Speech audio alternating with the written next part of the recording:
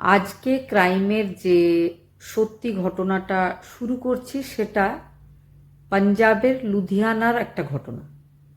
লুধিয়ানাতে একটা ফ্যামিলি থাকতো, একটা বিশাল ধনী ফ্যামিলি। সেই ফ্যামিলির একমাত্র ছেলে, নাম ববি। ববির মা আর ববির বোন দুজনেই আমেরিকাতে থাকতো। সেখানে ববির মা একটা ভালো চাকরি করত। প্রত্যেক মাসে সে ববিকে বিশাল অঙ্কের একটা টাকা পাঠাতো। আর ববি লুধিয়ানাতে নিজের একটা ইন্ডিকা কার নিয়ে সারাদিন ঘুরে বেড়াতো।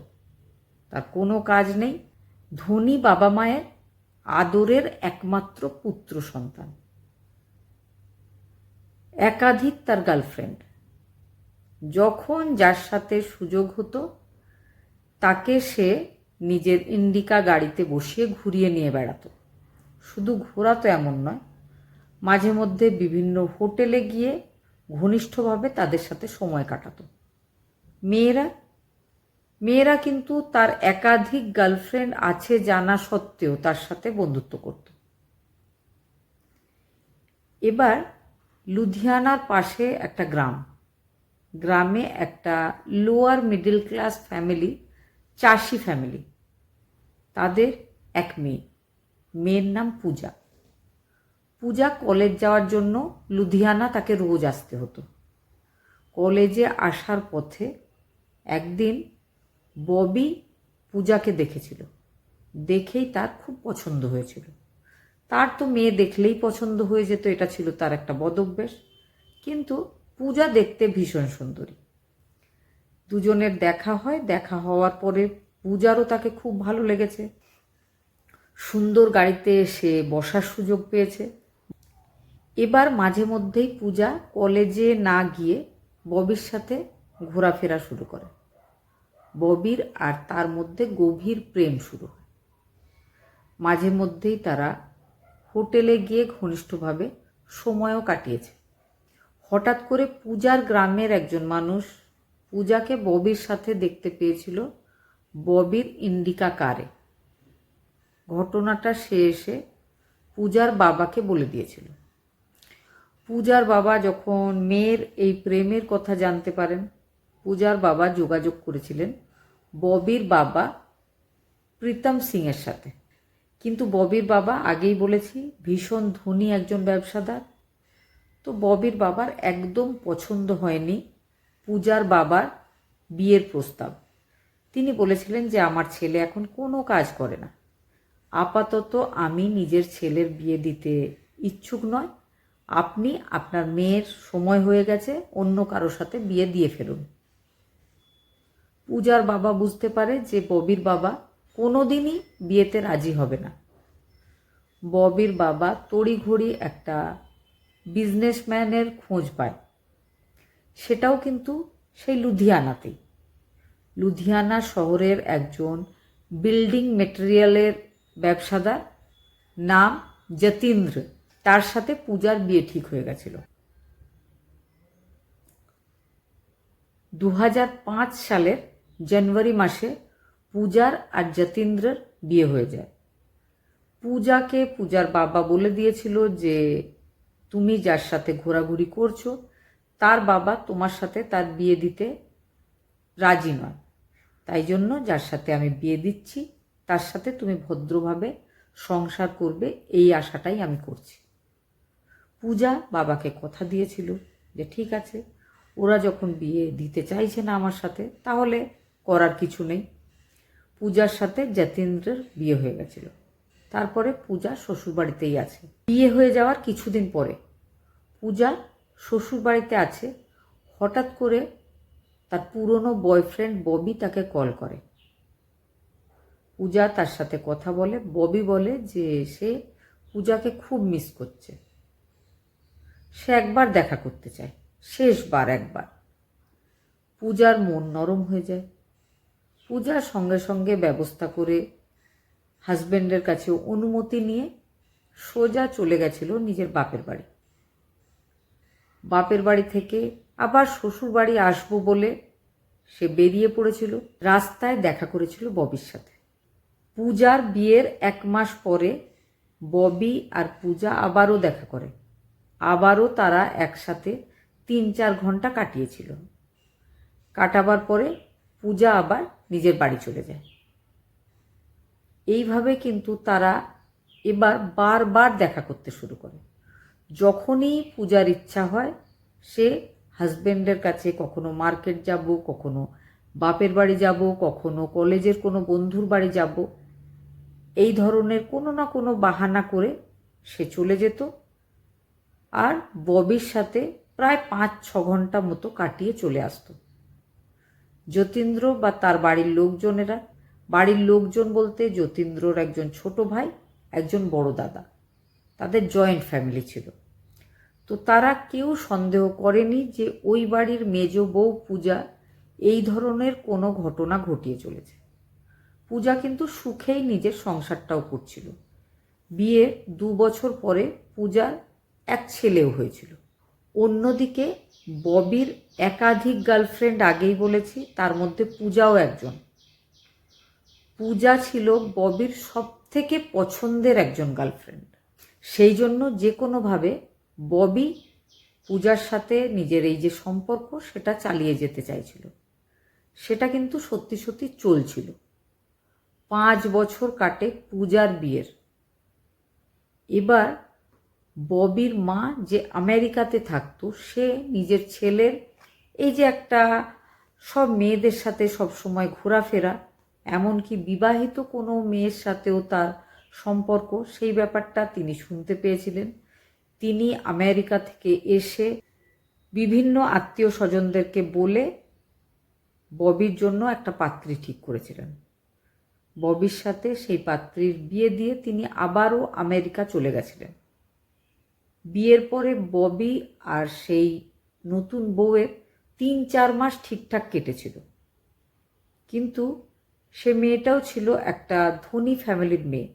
মেয়েটা যখন দেখতে পায় যে তার হাজবেন্ডের চরিত্র একদম ভালো না, প্রচুর মেয়েদের সাথে মেলামেশা, তার মেয়েটা এই ব্যাপারটাকে সহ্য করতে পারছিল না।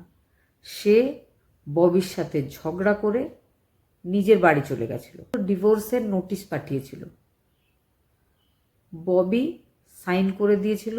ববির আর ববির স্ত্রীর ডিভোর্স হয়ে গেছিল। তারপরে ববি নিজের একজন প্রেমিকা, একাধিক প্রেমিকার মধ্যে আরও একজন প্রেমিকা যার নাম ছিল রেনু, তার সাথে ববির লাভ ম্যারেজ হয়েছিল। কারণ ববির মা আমেরিকা থেকে বারবার তাগাদা দিচ্ছিল যে তাকে বিয়ে করে সংসারী হতে হবে। ববির বিয়ের পরেও প্রায় 3 বছর কাটে। ববির ছেলে হয়, নাম রাখা হয় অভি। এখনও কিন্তু ববির সাথে পূজার সম্পর্ক চলছে। ঘন ঘন তারা দেখা করে না, তবে মাসে একবার এখনও অবশ্যই তারা দেখা করে। এদিকে যতীন্দ্র নিজের ব্যবসার জায়গায় রয়েছে। একদিন তাকে একজন ভদ্রলোক যে তার পাড়াতেই থাকতো, সে এসে বলে যে বউকে এত স্বাধীনতা দিয়ে রেখেছো কেন? একটু তো নজর রাখাই উচিত। তোমার স্ত্রী ববি নামের একজন বিবাহিত ভদ্রলোকের সাথে গাড়িতে করে ঘোরাঘুরি করে, মাঝে মধ্যেই আমরা দেখি, আমরা সবাই দেখতে পাই, তুমি দেখতে পাও না কেন? তোমার স্ত্রী, তোমার বাচ্চার মা কোথায় কি করছে সেগুলো তো তোমার অবশ্যই খেয়াল রাখা উচিত। অনেক লোকজনের সামনে এই কথাটা পূজার হাজবেন্ড যতীন্দ্রকে ওই ভদ্রলোক বলেছিলেন। যতীন্দ্রের খুব খারাপ লেগেছিল। সে এসে নিজের বউকে জিজ্ঞেস করেছিল যে এই ধরনের কথা আমাকে বাইরে শুনতে হচ্ছে, তুমি কি করছো, কার সাথে তুমি ঘোরাঘুরি করছো? পূজা, মহিলাদের যেটা অস্ত্র, পূজা কান্নাকাটি শুরু করে, খুব কাঁদে। তারপরে বলে লোকজন যা বলবে তুমি বিশ্বাস করবে কেন? আমি তোমার স্ত্রী, তোমার আমার উপর বিশ্বাস নেই কেন? যাই হোক, হাজবেন্ডের কোথাও না কোথাও মনে হচ্ছিল যে তার স্ত্রী মিথ্যা কথা বলছে। তাও কিন্তু সাময়িক সে স্ত্রীকে সান্ত্বনা দেয়, ক্ষমা চেয়ে নেয়, তারপরে বলে যে আমার ভুল হয়ে গেছে, আমার এটা ভাবা উচিত হয়নি, তোমার উপর সন্দেহ করা আমার উচিত না। পূজা কিন্তু আবারও নিশ্চিন্ত হয়ে গেছে। পূজার বিয়ের 10 বছর পর 22 জুন 2010 পূজা লুধিয়ানার শহরের বাইরে একটা হোটেল থেকে ঘনিষ্ঠভাবে ববির সাথে সময় কাটিয়ে বেরিয়ে আসছিল। কিছুদিন ধরেই কিন্তু পূজার হাজবেন্ড পূজার উপর নজর রাখছিল। তো পূজার হাজবেন্ড সেখানে গিয়ে পৌঁছেছিল। পৌঁছাবার পর সে ববিকে চড় মেরেছিল আর নিজের স্ত্রীর হাত ধরে জোর করে টেনে নিজের গাড়িতে তুলেছিল, বাড়ি চলে এসেছিল। তারপরে 24 জুন 2010 যতীন্দ্র ববির সাথে দেখা করার নাম করে বাড়ি থেকে বেরিয়েছিল। বাড়ি থেকে ঠিক বলবো না, নিজের দোকানে তার আরও দুজন, একজন ভাই একজন দাদা বসতো। তাদের কাছে সে বলেছিল যে ববি নামের একজন ভদ্রলোক আছে যার সাথে বিশেষ কিছু কাজ আছে।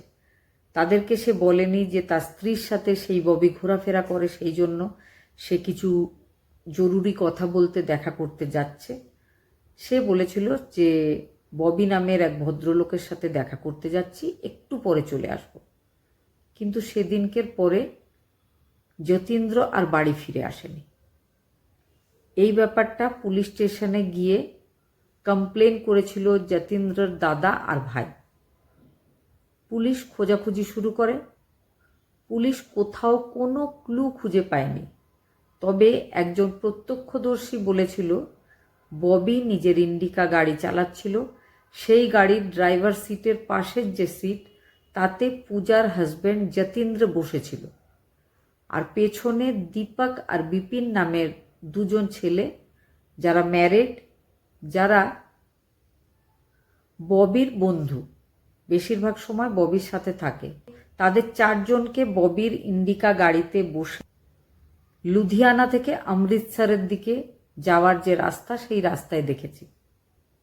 এবার পুলিশ যখন প্রত্যক্ষদর্শীর বয়ানটা পেয়েছিল, একজন ধনী ব্যবসাদারের ছেলে হলেও ববিকে অ্যারেস্ট করেছিল পুলিশ, সঙ্গে তার 2 বন্ধুকেও। তারপরে যখন কড়াভাবে জিজ্ঞাসাবাদ হয়, ববি বলেছিল যে তার সবথেকে প্রিয় যে বান্ধবী পূজা, তার সাথে আর কোনোদিন তার দেখা হবে না।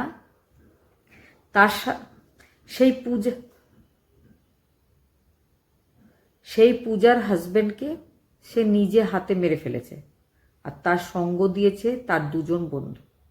কিন্তু কেন সে এমন করলো, তার উত্তর হিসাবে সে বলেছিল যে যেদিন পূজার হাজবেন্ড পূজার হাত ধরে জোর করে টেনে তার কাছ থেকে নিয়ে চলে গেছিল, তারপরে পূজার সঙ্গে যখন সে কথা বলার চেষ্টা করেছিল, পূজা বলেছিল যে আর কোনো দিন হয়তো পূজা তার সাথে দেখা করতে পারবে না, হয়তো পূজাকে আর ঘর থেকেই বেরোতে দেওয়া হবে না। এই কথাটা শোনার পরে ববির মাথা এতটাই খারাপ হয়েছিল, আর ববি ওই ব্যাপারটাও ভুলতে পারছিল না যেদিন পূজার হাজবেন্ড যতীন্দ্র প্রচুর লোকজনের সামনে ববির গালে চড় মেরেছিল। সেই জন্য তার বদলা হিসাবে সে যতীন্দ্রকে গলা চেপে মেরে ফেলার পরে একটা নদী বয়ে যায়, সেখানে বডিটা ফেলে দিয়েছিল। সব কিছু বলার পর পুলিশ কিন্তু ওই নদীতে অনেক তল্লাশি চালিয়েছিল, বডিটা পাওয়া যায়নি। তবে এই ঘটনার জন্য দায়ী মনে করা হয় ববিকে আর তার 2 বন্ধুকে। তারা এখন জেলে রয়েছে, আর পূজা নিজের একমাত্র বাচ্চাকে নিয়ে নিজের বাপের বাড়িতে নিজের বাবার কাছে ফিরে এসেছে। ঘটনাটা শোনার পরে কি মনে হয়েছে অবশ্যই কমেন্টে জানাবেন।